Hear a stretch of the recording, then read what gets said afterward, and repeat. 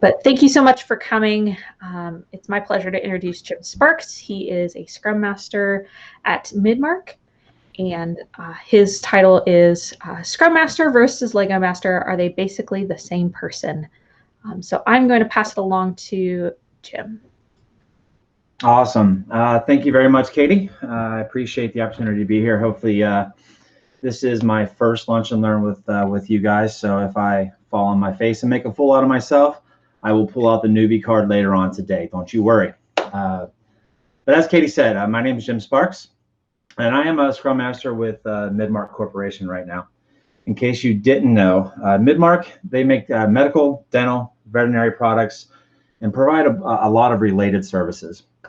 Our digital ecosystem teams that I work with, we get to create a lot of cool stuff and blaze new trails for the company. So it's very exciting what we're doing there and where we're going. I've been a Scrum Master for, I guess, about coming up on 4 years now. And I kind of stumbled upon that as a career. Started off as a data guy, moved into that a little bit. But once I really got into it, I ran with it. I picked it up and ran with it because at heart, I'm a servant leader. It's what I do. And hands down, anybody who knows me will tell you I am one of the biggest juveniles you will ever meet. So I enjoy creativity and fun. And for me, finding a job, that allowed me to serve and lead others, but yet also have fun and give me that freedom to do it while I was every day. For me, it was a dream come true. So I didn't really think there would be another job out there that would check both of those boxes until I kind of started poking around a little bit. So we'll get into that a little bit today. But so enough about me. Let's go ahead and roll into the reason we're here. And push the button, and there we go. So a great Scrum Master. Scrum Masters are really leaders who serve. We achieve results by focusing on the needs of the team. And but I know you say a Scrum Master is supposed to be professional. You're talking juvenile and fun, and I don't see the connection there. So hear me out on this. Scrum Master has long been considered a servant leader. In fact, it's actually one of the prime bullet points. If you ever go to look up a job description for Scrum Master, they're going to list servant leadership as one of your main bullet points. So when you hear servant leader, you kind of starts conjuring up thoughts of getting coffee, scheduling meetings, that type of stuff. Yeah, I mean, sometimes that comes along with the term, but I can tell you that my coffee getting skills have definitely taken a hit over the last year. But I can schedule meetings with the best of them. Just ask anybody on our team. So I am here today to kind of challenge that conventional wisdom. I say to you, think outside of the box. What if actually being a Lego master builder could be your next career step? I mean, you see, a Lego master builder is the brains behind all the wonderful creations you see. They work in Legoland Discovery Centers and other attractions around the world, creating and maintaining all those elaborate models you see. The big tall giraffe outside the Discovery Center in Columbus, a lot of those really big elaborate Ohio State Buckeye Stadium displays. Those are Lego master builders behind all of that. And I'm really not talking about the glue minions that they have working with them. I'm talking about the geniuses behind those elaborate models. So that's what a Lego master builder is. And as a professional Scrum Master, I would even say that you have more in common with these folks than you think. In fact, if you're ready to step into your dream job of playing and creating, I'm going to kind of give you a little bit of information about that, and we'll see where you are at the end. So today we're going to talk about what a great Scrum Master is, the Scrum Master as a leader, and how in the world a Lego Master is even remotely similar to a Scrum Master. All right, so first let's talk about some of the skills that you're going to need as a Scrum Master. You're going to need organizational skills. An essential skill that Scrum Masters must possess is the ability to facilitate a fine-tuned organizational system. I mean, everyone knows that a Scrum team requires structure and planning to keep stuff organized. So you must have a plan in place that helps keep everyone on track. While a Scrum professional, well, I mean, any professional really, should be an organized person themselves, I'm really talking about going beyond keeping your desk neat and tidy, keeping, your house clean, that type of thing. I'm talking about being responsible for an entire team schedule. You need to make sure that none of the tasks go unnoticed. You need to make sure that everyone is aware of what's going on, and you've been aware of what's going on, because at some point you're going to need to make a call out. You're in daily Scrum. You've got, a user story that's 3 story points. You're now on your 5th day of looking at that. If you aren't organized enough to know what you've been paying attention to know what's been going on, you're not going to be able to call that out and raise that concern and elevate it, bring it up, say, hey, let's talk about it. Let's work on that. So you need to stay organized. It's very important. Another essential skill of a Scrum Master, we all know that Scrum teams are made up of individuals with differing ideas, personalities, work styles. You're going to have conflict. It's going to happen. It's just going to happen.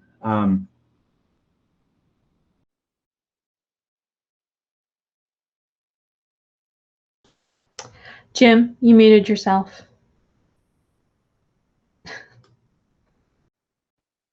I didn't even touch anything. That's magical. Thank you. I was like, you're doing a very good job of miming this entire section. So yeah, what was the last thing you heard? We were just after. Gosh, what was the last words? So you weren't paying attention. I know, right? Yeah, calling somebody out. There's going to be conflict. Going to be conflict. Okay, cool. Yeah. So there's going to be conflict. You didn't think it was all rainbows and unicorns, did you? Nothing in the world is. So disagreement arises. Sometimes the team members, they're not going to be able to resolve it themselves. They're going to have disagreements. They're going to have arguments. A Scrum Master has to be able to find a clear way to alleviate some of those issues. You need to pinpoint what's going to potentially slow down the team and work to resolve that conflict. You need to be a negotiator. You need to be a facilitator in order to be helpful in the team. Now, there's a lot of different strategies, a lot of ways a Scrum Master can, help navigate through conflict resolution. And that alone could take an entire lunch and learn by itself. So, Katie, hint. But the Scrum Master, you have to have good interpersonal skills in order to work through these disagreements and find a solution that works for everyone. It's, compromise sometimes. You got to find a way through it. So, all right. What's up next? Let's see here. So it goes without saying, the main purpose of having a Scrum Master is to ensure that the team is actively following guidelines of Scrum and Agile. If the Scrum Master isn't well versed in those guidelines, that's going to be really difficult. You're not going to be able to hold people accountable, to coach, to teach. So you have to get your training in. Scrum is very simple and straightforward. Some people will disagree with me, but I really believe that Scrum is very simple. It's a very simple concept, very simple framework. It's not easy. At least great Scrum is not easy. So, it comes with its own set of headaches, its own set of guardrails that the leaders that work within this framework need to understand so they can use it properly. So you have to go out and learn. You have to take the time to practice. You have to take the time to develop your own skill set within that Agile and within that Scrum framework. Now, a large part of the Scrum Master's job is to help everyone on the team follow those Agile systems properly. Strong teaching skills are necessary, especially for teams that are new to the Scrum process, because established teams, mature teams, they're going to be a little farther along in their use of Scrum. You can kind of back off a little bit and let them run on their own. It's kind of the goal, is to kind of fire yourself as a Scrum Master. I know it goes against conventional wisdom, but hey, you get a new Scrum team and you really have to focus in on helping them and coaching them and guiding them through the process so they get good at it. You not only have to know what to do, kind of leaning back to the training, but you need to be able to explain it to others. You need to be able to get everyone involved when you're talking about Scrum and Agile. So while you're still, technically part of the Scrum team, you also have to be a coach. You have to encourage members to improve their skills. You have to encourage the members of the team to work together. And think about this. No one knows the strengths and weaknesses of their team better than a great coach. And I'm going to pull up an example of Bill Belichick. Now, if anybody really knows me, they know I detest the Patriots and everything about them. But the man is a genius for pulling out the most out of his players. Year in and year out, the system works, and he guides that system. And he's an amazing person to follow. You know, he's pretty awesome. So, in the same way, Scrum Masters, we need to work with individual skills of everyone on the team. Everyone has different skills. Everyone has different thoughts on how they go about things. We need to be able to get into that, recognize that, work with that, so that we can maximize the potential of the team. Kind of our main role, I think. I love the villainous owner of the product. He's like one of my faves I found out there. I'm not saying anything about anybody I work with. I'm just saying that I like the image. So yeah, let's move on.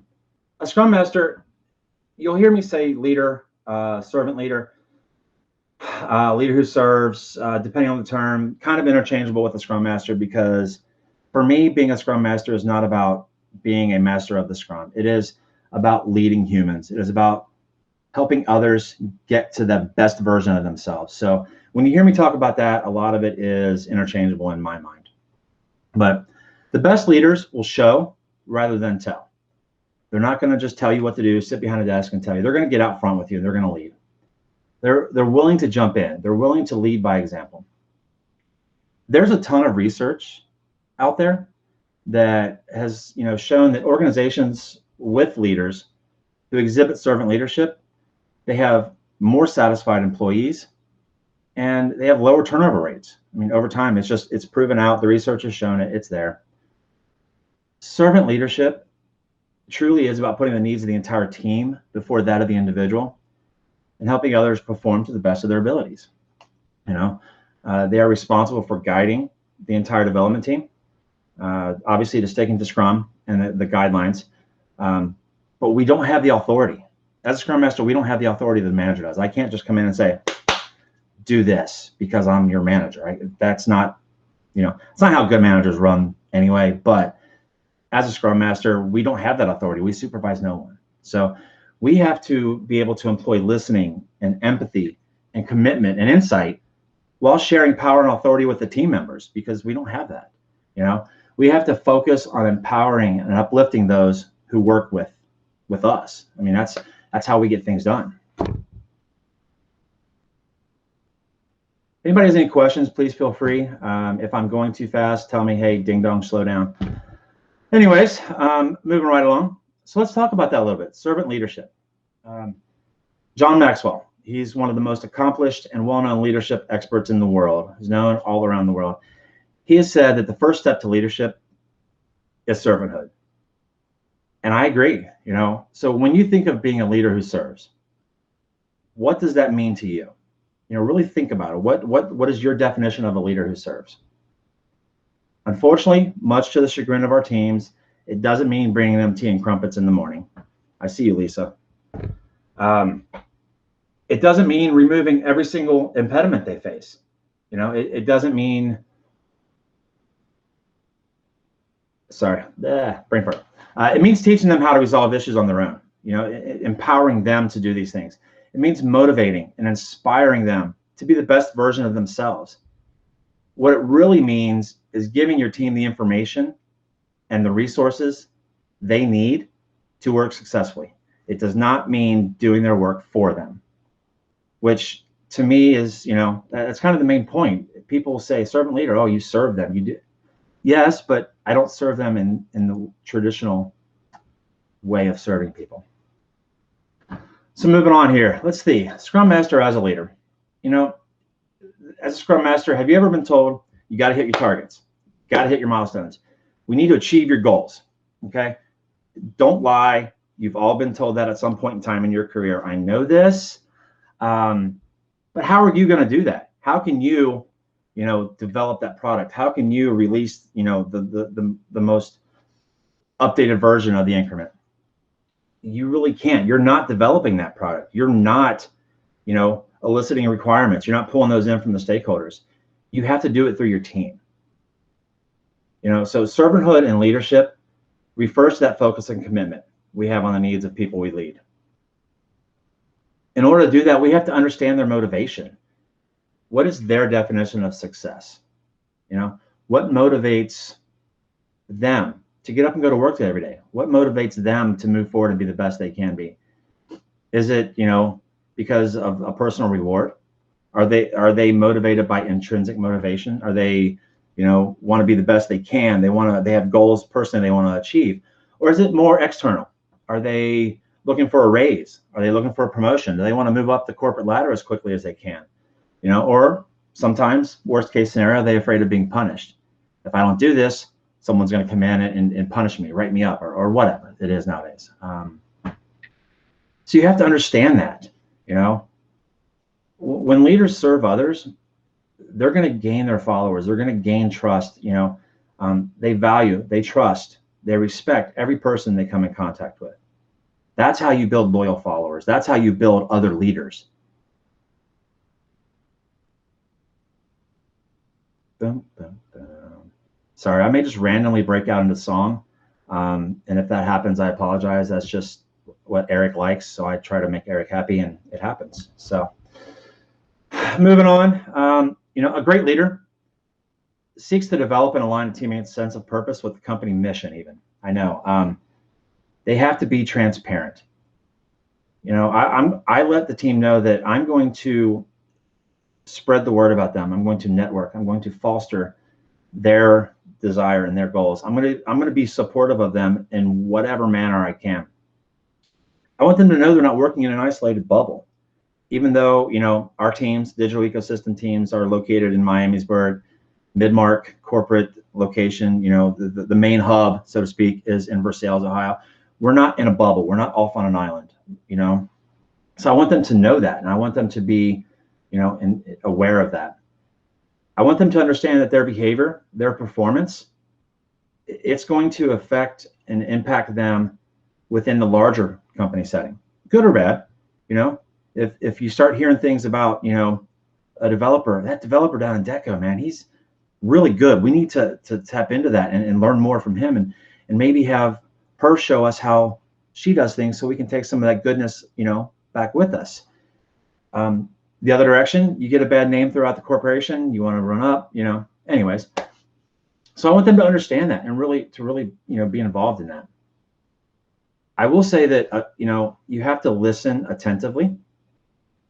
And I mean, really listen to what they say. When you're there, when you're talking to your team, when you're talking to your friends, your family, your people, be there in the moment and listen to what they have to say. You have to solicit their ideas. You have to ask questions. You have to truly want their opinions and look for their participation and feedback. Let them know that you value all feedback, positive and negative, because the way I look at it is positive validates, negative helps you adjust. If you don't get feedback, you're going on the no news is good news theory, and that's not always the best way to go. If you get positive feedback, hey, yes, I'm on the right track. Yes. If you get some constructive negative feedback, okay, great. Now I know how I can pivot and be better. Very important. You need to find the ways to support and praise the team publicly in a genuine manner, please. Don't just, praise someone to check a box because you want to be seen as the leader who praises his team.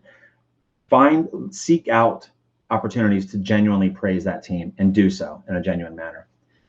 Really advocate for them, across the company, within the team, with leadership, wherever the opportunity arises.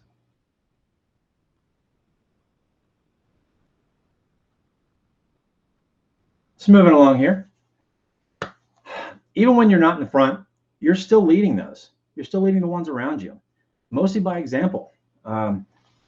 When we educate others and coach and mentor them, we can lead by example, and we help them achieve their goals. I think it's really important to set your expectations about communication. Communication is key. Excuse me. Did you see what I did there? Dramatic pause, so that sinks in when you think about it. So yeah, communication is key. I Personally, I keep communication channels open. I make it very clear that I'm interested in the team, that I'm very interested in hearing what they have to say. So much so that within our teams, here's a gold nugget coming up. I've actually taken, when we were in the office, I would go and grab a developer. Say, hey, let's go for a walk. We'd go for a walk around the building. And I know it sounds juvenile and simple, but that gives them the opportunity to talk, to chat, to have an open, honest communication, far away from prying eyes and listening ears.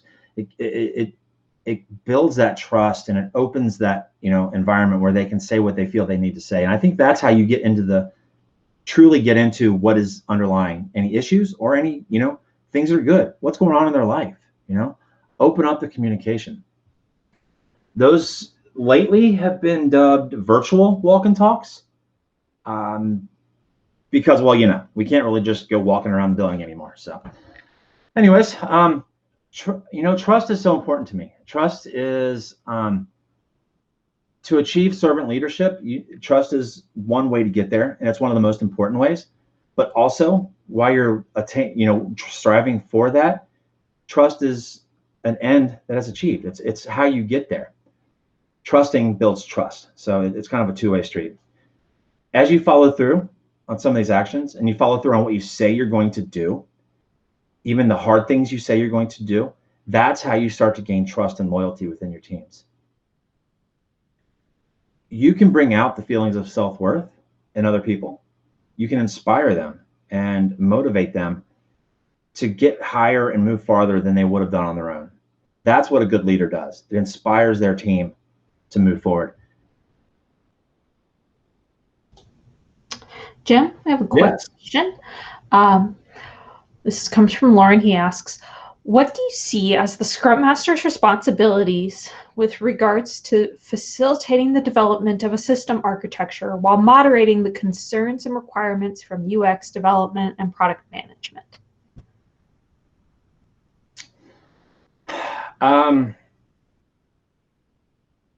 So system architecture, UX, I think you need to, as a Scrum Master, I think you need to facilitate communication. I think you need to keep communication lines open across all parties involved, and you need to really get into what they are wanting to do. Like, and I may be misunderstanding the question, but trying to kind of relate it to what we're working with now at Midmark, trying to facilitate the opportunity for the UX to move forward and to establish themselves and how they incorporate into Scrum and how they incorporate into the architecture, while also giving them the time and freedom to work within the teams as possible. So I think that's really important to facilitate the communication, I guess, would be the biggest thing across the board. And sometimes that's hard to do from a Scrum Master role, but sometimes that's where you kind of start poking at it, and you have to be a bull in a china shop sometimes. It's not always the best answer, but sometimes that's what it takes. And, you know, that's the way I would go about it. I don't know if that answered the question. Was that from Lauren, you said? Yeah, Lauren, is that thumbs up? Thumbs? You sure? Because I don't mind. I can ramble for a long time. Trust me. After Eric. Anyways, so I'm going to keep going. Kind of keep us moving here. I want to be respectful of everybody's time. I don't want to eat up too much of it. You're good. You still got plenty of time. Cool deal. So anyways, this is the title. Appreciate this part of it. You can have all the certs in the world. If people don't trust you, they're not going to follow you. You can have 47 letters and acronyms after your name. But if you're not a good person, you don't know what you're doing just because you've got names, people aren't going to follow you. It's not going to work. I like to use communication to align others to a common goal. Have you noticed the thread there? I think that gives you the power to truly transform your teams and the environment you work in. I think you can facilitate that by defining the roles and responsibilities within your team. Take the time to represent exactly what you expect from them. Set the level playing ground. Let everyone aware of what's going on, and and how that's going to go. Set these expectations. If you look back at the motivators from when you were talking to them, what motivates the team, use that to help set realistic and effective expectations for each person. when you think about it, at least when I think about it, there's really no other kind of leadership besides servant leadership. If you're not leading, and I'm gonna pose this question to you, and I want you to really think about it after this. I know, lunch and learn, and you don't, maybe I'm gonna learn something, maybe I won't, but really think about this question. If you're not leading in order to serve the people you're leading, if you're not doing something to make their lives or your customers' lives better, why are you even doing it?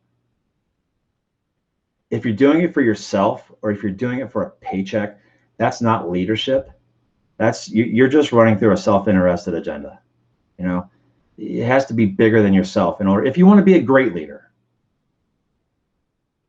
I mean, it's to the point that if I could even stop saying servant leadership, I would. That implies that there's other forms of leadership, and I totally disagree with that. Unfortunately, the Scrum Guide says I have to say servant leader, leader who serves, so I'll stick with it for now.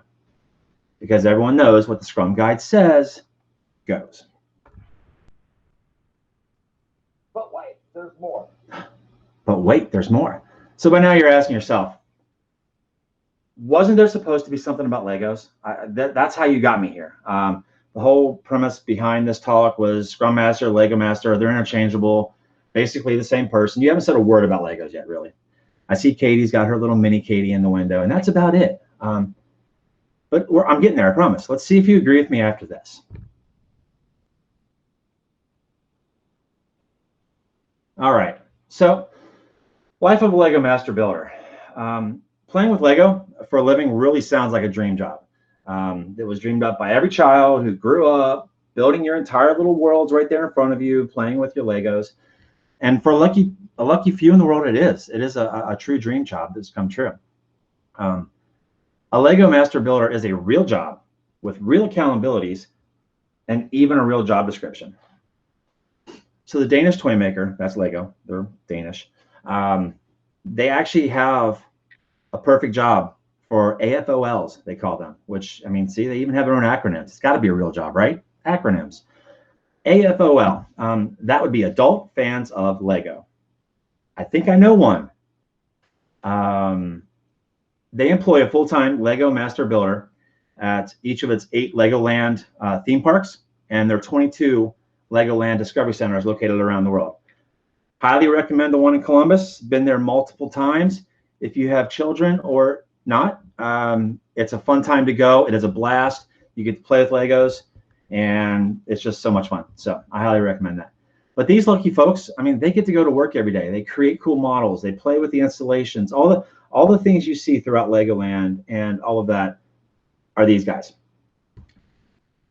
So what exactly does it take? If I wanted to be a Lego Master Builder, what would it take? So I'm glad you asked that question because we're going to talk about it.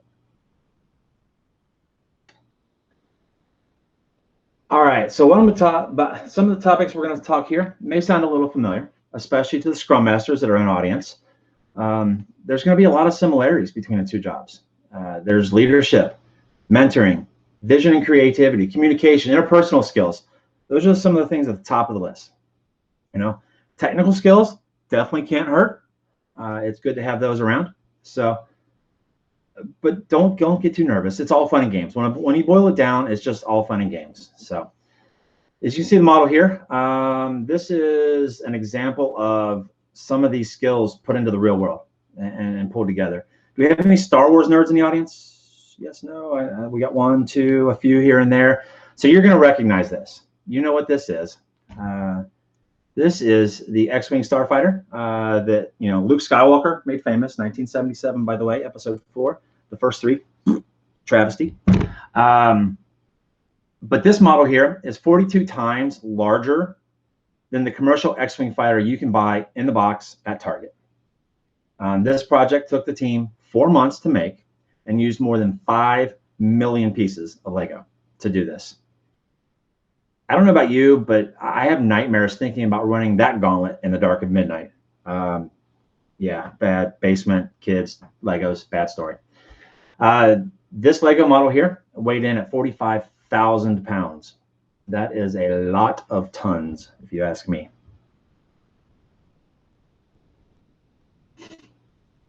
So let's think about it. If you think that master builders spend their days playing with Lego, you are right, 100% right. Unfortunately, they're not given free reign over what to build. They have to work closely with their leadership and their marketing and their events teams just to decide what models are needed. It's then their job to turn that concept into a finished Lego model. Just for the record, this here is the Master Model Builders office at the Columbus Discovery Center. We've actually been up there a few times where they've been in their building. It's really cool to watch them go at it. They truly don't really use instructions. They go at it. So it's kind of cool. But it kind of, it kind of reminds me of something, because Scrum Masters, we work with stakeholders, we work with product owners to coach them, but we fill up and prioritize a product backlog, So we have to work with other members of the team, other members of the organization, to get to where we want to go, to create the things we need to create. And sadly, there's no Hogwarts equivalent for Lego Master Builders. Sorry, Hogwarts, don't know. Okay, maybe you get that reference or not. Some will, some won't. That's okay. The good news is you don't need a bachelor's degree. You don't need an advanced degree to become a master model builder. However, strong vision and creativity, those are prerequisites for your success. To take a pile of bricks, no written instructions, turn that into a life-size, fully operational Bugatti, that is not an easy feat. And this is a real thing, people. Whoever thinks of building something like that? I can't imagine. I never would have thought of making a car that actually works out of Legos. So that's why I'm not a Lego Master Builder right now yet. So when you think about what went well, what went bad, what can we change, retrospectives, do you really think you can run before you have mutiny on your hands? You have to be creative. Don't be afraid to get out there and have fun with it. Be creative. Teaching and coaching abilities, absolutely critical. Because as a Lego Master Builder, you are working with youngsters, working with children to teach them how to build Legos, how to have fun. Some of these kids don't know, they haven't really, maybe they're not in a position where they've had fun all their lives. This could be their only chance at, the one time they're going to Legoland. I want to play with Legos, mommy. You get to show them. It is so important to be able to help coach and mentor the youth of America today. So important. You need to be able to build others up and help them become the best version of themselves. That kids just want to make the best model they can. Mommy, look at my stack of Legos. You help them build that. The joy is there. So, needless to say, you need to be able to get along well with others, and you have to be extremely personable. I'm not sure if Todd is here, but that rules him out of that. So let's see, moving on. All right, so you have to have a plan in your head. You have to be able to plan ahead for the material. Got to have stacks of Legos. You have to be able to plan for the help. Tell me building a 45,000 pound X-Wing fighter is a single man job. It's not a single person job at all. So you have to plan for the material and the help to be there at the right time. You have to be able to effectively juggle your time as well as others. That's a fine art. I dare anyone to tell me that is not. Think about your last sprint review, and you're going through, everything is going great, and you're, if you haven't juggled your time throughout the hour or 2 hours or 3 hours, you've got 10 minutes worth of value dripping increment to share, and time's up. I gotta go, gotta bounce, gotta go. I'm out. You didn't manage your time effectively. It's so important as a Scrum Master. I think interpersonal skills and communication are essential. Here we are, back to the personable, back to the communication again. It's a common trend. Lego Masters need to be able to communicate effectively. They need to be able to paint that vision for others as they're building these things. If others don't believe in it, all they're doing is stacking Legos. But if they can see your vision, they know that they're building Emmett here, a 6-foot Emmett. That's incredible. You must be able to work well with others and create healthy relationships. You're working with kids. Come on. You got to be able to, work well with others. So think about the Scrum Master. You have to coach up. You have to coach wide within the organization.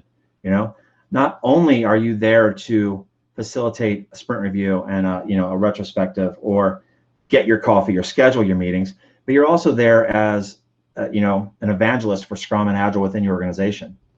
If you haven't built those relationships with HR and IT and the executives, how are you going to do that? It is so important that it's going to pay such great dividends down the road. Just saying hi to your HR exec. You may not even see it now, but it's there. Trust me, it's there. I'm going to dramatic pause one more time. Wait for it. I was going to see, is there any questions? Does anybody want to have a question for Jim? You can either throw it in chat or raise your hand, and I'll give you a shout out. I'm not shy. I may stumble over my words, but I'm not shy. So, Dom, go ahead and unmute. Yeah, the only thing I have to say, and I just want to emphasize this to Jim and everybody, you probably don't realize this. So I'm a retired military officer and Navy chief. And a lot of people think that the military is just rah, yell, scream, do push-ups, say as I do. But man, you nailed it when you were talking about servant leadership and leadership. All the leadership training they put us through is exactly what you said. And people don't realize that about the military. And that's kind of why I'm gravitating towards Scrum. It's no different than what they put us through. I mean, everything you said, it was not a paycheck. It's take care of your people. It's something bigger than you. So you nailed it, man. That's everything that they taught us too. And I just wanted to reemphasize that. Thank you very much. I appreciate that. And thank you for your service, sir. Oh, thanks for the support. All right, let's see what we got here. Let's make Anybody sure. else? What's that? Next. I was going to say anybody else before I got. Okay. Well, looks like we're pretty good. All right, continue on. Continuing on. All right, so one of the most challenging parts of the job of a Lego Master Builder is the fast pace and heavy workload. People want their models. They commission a model. The newest Lego Center is going to open in 3 weeks. I'm 5 weeks out from finishing up this giant Tower of London or whatever. Go, go, go, go, go. We got to get it done. Does that sound familiar at all? Is that a common theme here as Scrum Masters? There's always a lot to do. Always a lot to do. Of course, it all had to be done yesterday. So, I don't even need to tell you how that relates to being a Scrum Master. You've all got that. So, but like any other job, being a master model builder comes with its very own unique set of challenges. For one, you think, oh, they work for Lego. They've got an endless supply of bricks. Not so much. Sometimes they run out of the bricks they need. Sometimes they need little pieces here, little pieces there.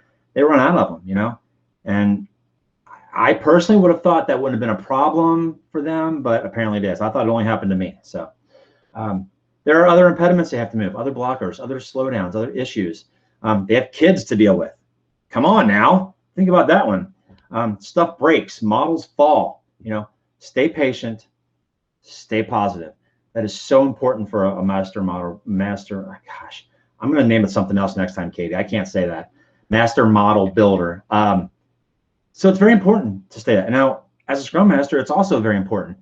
You have to be positive. Even on your worst days, as a leader, your team can't see that side of things. They have to see the upbeat, because you have a bad day, 2 in a row. Now you're pushing a week. The energy level of that team is going to come down, because they vibe on your energy. They will rally around that energy level. As a leader, if you're bringing in a low energy, if you're lowering that energy, your team's energy is going to come down. So you have to be positive. You have to be patient. How many times things don't happen the way you plan them. You got to be patient. That we didn't finish. That's user story. We have to pivot, sell it to the stakeholders and review, turn around, slam it out the next day. It happens. All right. So here's your big finale. The big finale. Being a Scrum Master takes impeccable leadership skills. Being a great Scrum Master takes impeccable leadership skills. You need a genuine desire to lift others up. You need to not be afraid of the occasional scuffle. If you can, I challenge you to name one great Scrum Master that you've worked with who was afraid to go to battle for their team, who was afraid to stand up for the Scrum values, for their team. It doesn't mean you can't have fun though, right? Everything is fun. Everything, there is fun in everything. So, and as we've seen today, the master model builder position truly is a dream job. You get paid to play and build, but even better than that, you get to teach while you play. Being surrounded by creativity and lots of fun and colors, if you like colors, it makes it really easy to stay inspired as a Lego master. I think both roles, well, obviously both roles definitely require training and practice to excel at. To be good at, you have to practice. If you are creative, caring, willing to serve and coach others, you can be a great success in both roles. I mean, it's you know, one foot in front of the other. It's pretty simple. I think the road to becoming a master model builder for Lego is excruciating and arduous. Training is intensive just to get to that point. Monetary payoff, that's a little less than exciting. I apologize if that hits a little too close to home for some people, some of the Scrum Masters, but you know, hey. But as you can see, both of these roles involve leadership skills, a mindset for fun, and desire for continual learning and growth. So maybe for all the Scrum Masters here, you know, I've illuminated the next stop in your career journey, you know, just in case the Scrum thing doesn't catch on. Who knows? So anyways, I hope you learned a little bit today about being a great leader. I hope you learned a little bit about playing with toys and you had a lot of fun. I appreciate you spending some time with me today. And remember, can you hear that? Very cool. You are welcome for that earworm. You'll be singing this all day long. All right, that's it. I'm done rambling. If anybody has any questions, feel free to hit me up. Yeah. If you have a question, feel free to put your hand up and I'll give you a call on. Or if you'd like to throw it in the chat or the Q&A section, either one, I will read those out for you. So feel free to throw those up. I know we had I saw some discussion in chat about that there is that connection about the military style plus the Scrum style, about how they seem to work so well together. So it's good to see those conversations happening. Yes, it is. Lauren, go ahead and unmute. Yeah, hi. I'm just kind of curious how you personally handle when unexpected challenges happen. Like you've got things planned out, you've been communicating with different things, and then somebody throws you a curveball from left field. Okay. For me personally, the first thing I do is I just like, okay, stop, just stop. And I take a pause because stuff's going to happen. Stuff's going to hit the fan. In order to maintain that positivity and keep the team looking forward, I have to be able to compose myself. So I pause. This is my first thing I do. I get myself straight. I figure out my plan in my head about how I'm going to approach it. And then I kind of approach the team the same way. You know, we need to be positive. We need to, you know, it's difficult. It's going to be fun because we're going to get through it together. As a team, we're going to get through it together. And then, you know, whatever pivot, you know, the actual technical pieces of it, we can figure that out. You know, we're all smart individuals. We're good at what we do. We can figure that part out. I think as a Scrum Master, the first thing you need to do is you need to get a handle on the morale and the mental state of the team when stuff hits the fan.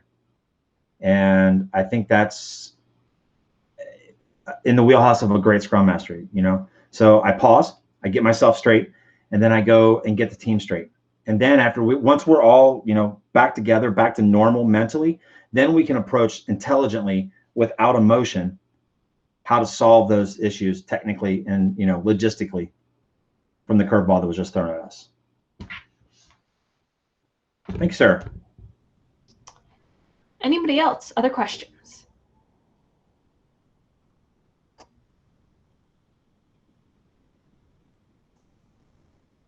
Going once. Going twice. Sold. Awesome. Guys, everyone, thank you so much for coming.